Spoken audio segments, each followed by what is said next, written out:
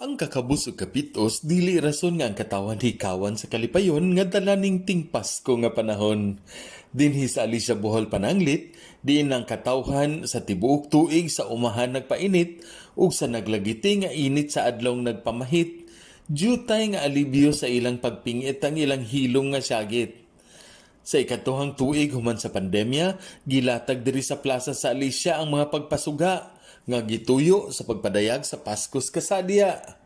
Una na nga gimuntar alang sa katawhan ang Christmas lighting sa lungsod karon matagabi igipon sisukan dili lamang sa usual nga mga kabataan apan apil na siyempre ang mga millennials ug mga wala nay uso nga sayal.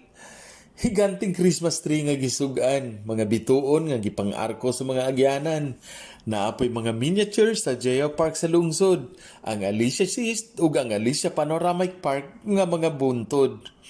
Matod ni Mayor Victoriano Torres, jutay lang nga pagpahiluna sa lungsod aron bisan sa kalisod, makahatag silang feel good sa mga tao nga sa trabaho ang mga tudlo in taon nga pudpud.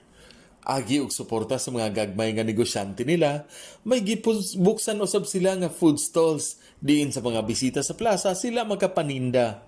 May regular usab nga banda nga magpalingaw ug magpasayaw sa mga bisita ug gani usahay may papremyo pa.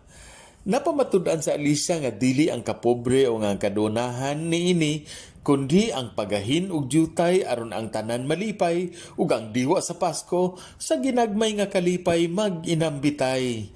Gikan diri sa Alicia Bohol alang sa maayong balita Central Visayas, Ray Anthony Chu, PIA Bohol.